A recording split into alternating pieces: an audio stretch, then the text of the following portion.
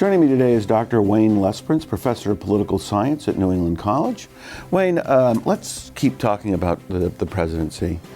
Because the polls, because the pundits, because the media all sort of were focused on the high probability of a Clinton victory, nobody really did, to the best of my knowledge, serious work about what the first 90 days of a Trump presidency would look like, who the cabinet would be. Sure.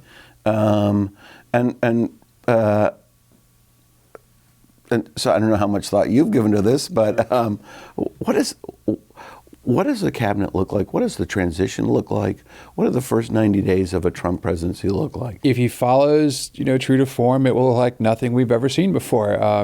There's nothing conventional. So it's really hard to predict what's going to happen when, so you're saying is, if you've seen it before, that probably won't happen. It probably won't happen. Who knows? I mean, the big question for me about Donald Trump is, does he try to govern the way he campaigned in a completely unconventional way, or does the office shape the man? Right? If you were to bet right now, I think what would it be? I think the office will shape the man. I think he's going to be different than he was on the campaign trail. I gotta think that way, but I'm hopeful that way, I suppose, is the other way I'd put it.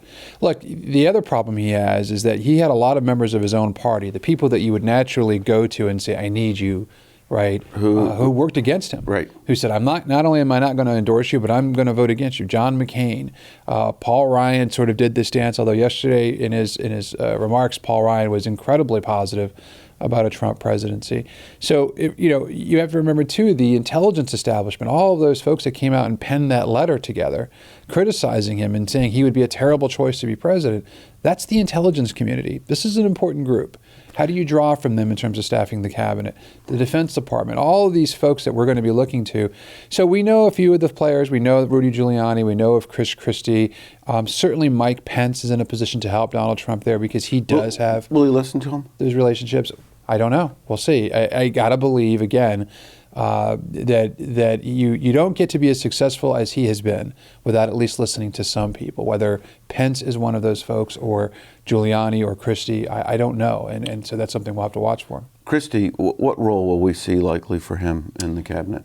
Christie, I think, his name is being mentioned in a variety of roles, one of which is Attorney General. He is a former federal prosecutor.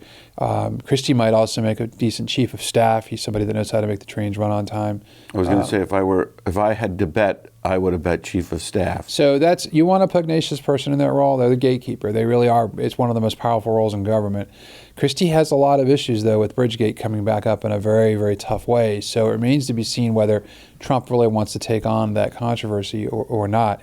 Rudy Giuliani is another one. He's a pretty strong figure, and again, could easily be the Attorney General. There's plenty of roles that the former mayor of New York City could have. But I suspect there's going to be a lot of folks that come from outside of the Washington establishment to staff some of these positions. But at the end of the day, he needs some Washington insiders to understand how Congress works, to move your agenda through the halls of power in Washington. You need folks like Newt Gingrich, who could be one of the folks as well, to stand up and play a role in shepherding. And so, again, it really depends on who Trump's listening to and what kind of presidency he imagines for himself. But I expect we're going to see some familiar names, and then we're going to see some that are completely outside of the Washington establishment. What are the key positions on the cabinet that we ought to be really focused on? Well, for me, it's everything that has to do with national security, right? Secretary of Defense. That's going to be very important. I think you're going to see him focus quite a bit on jobs. So you're going to see an infrastructure, which he's talked a lot about, so transportation, health and human services to some extent. If he's going to try to repeal and replace Obamacare, health and human services becomes really important. There really, are very few unimportant ones. The running joke that I'm hearing is that there's actual serious talk about Sarah Palin for Secretary of the Interior.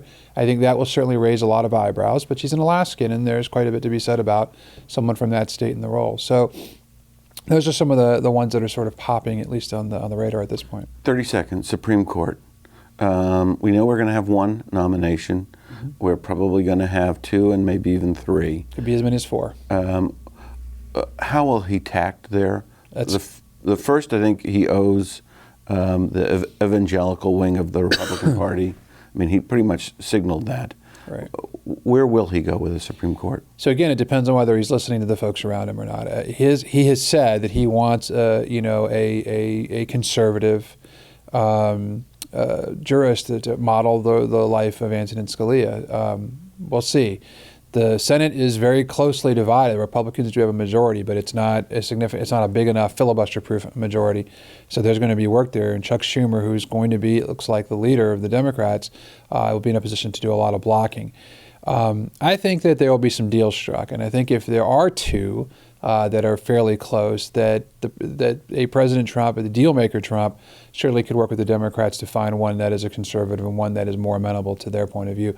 But let's not mince words here. He has said he is a pro-life guy and he wants pro-life justices. If you are concerned about Roe v. Wade, then I would say this is a tough time for you, because the justices that he, I imagine, plans on putting forth are going to be folks that have conservative outlooks. All right. Well, we're out of time in this segment, but when we return, we're going to continue our conversation focusing on the New Hampshire races. So please stay with us.